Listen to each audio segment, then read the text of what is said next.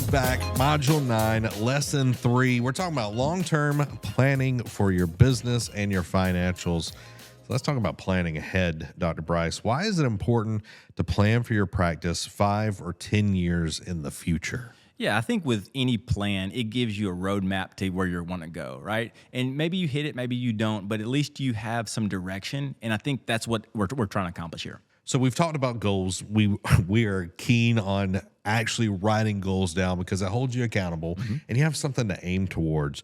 What kind of goals should you be writing down for your business for this 5 and 10 year mark? Yeah, so it depends. It's all about personality. But really, I think at year 5, you should be pretty comfortable with what you're doing, right? And I think that means that you should put a number on paper of how much you think that you should make, right? And at year 10, you should start looking toward being self-sufficient. That's when you're wanting to at least bring somebody else on, because you've got to figure out a time that you can scale this thing and maybe make some money without having to be there making money. And it could be financial. It could be, I want to be able to give back X amount of dollars. I want to donate this. I want to, knowing what kind of things you want to accomplish is going to be in this goal setting part. That's right. And again, that's self-reflection. You looking at it and saying, this is what's important to me. Talking about some financial planning side of things, what's one smart way to manage your debt as you grow? I'm not debt averse, but I do think that you should be strategic with debt.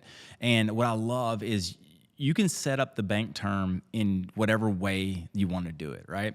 But always try to pay it off faster than what you have agreed to. So that's the bank terms, but make it your terms. And so if your practice loan is a 10-year loan, pay it off in 7.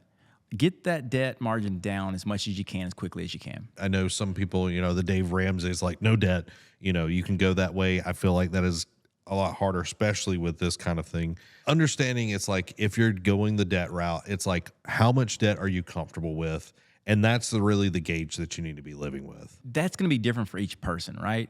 But as an orthodontist, most of us are in debt from school or something anyways. So I think that it's just kind of part of our life and we just move forward. But you do have to be conscious. You just can't just be like, hey, I'm going to go borrow another $100 million for this. You have to do it within reason. So what are some tools to help track cash flow and debt and all of that? Yeah, so QuickBooks is something simple, but I also think that having a good CPA that knows what you're trying to accomplish and you can meet with regularly will be very helpful in this whole idea. So as you're growing, you're looking, long term, what are some KPIs that you need to keep an eye on? Yeah, you want to keep your debt to income ratio, right?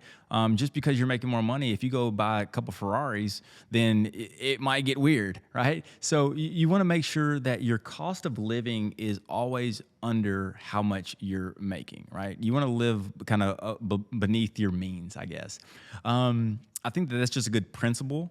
But then also you want to make sure that you communicate with people who know finances better than you.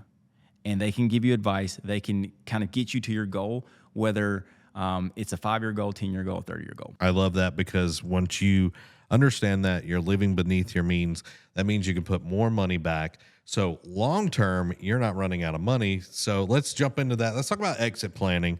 Why should you think about selling or retiring years before you actually do it? The first thing that's going to happen is they're going to evaluate your practice, right? And they're not going to look at it in the last year. They're going to look at it a couple of years back. So you want to have a good track record that this thing is still growing, it's still profitable, the revenue streams are still coming in, and then that way you have a better asset to sell, right? But then also you want to look at it from a practicality. You want to make sure that you've gotten a lot of your expenses paid for. So whenever you're done with your practice and your income, you don't have a bunch of bills that you're still trying to service. So how can growing slowly and steadily actually be a good thing for a practice? I think it comes down to predictability, right? You can project what you are potentially going to make. If you have a very similar growth pattern year over year, you start to see that consistency. Then you can start to make budgets around that. You can start to figure out your lifestyle around that. And I think it just helps long term. Why is it important to get a good evaluation for your practice? Like how is it going and all of that? When you first are thinking about exiting, I think it's really important for you to go ahead and get an evaluation. You get an evaluation of your practice. You see where the holes are. You see where whenever you're going to sell it, how the things that need to improve can improve. And that gives you a little bit of runway to that 5 years before you're about to exit. Well, there you have it, everybody. That is Module 9. We'll see you in Module 10.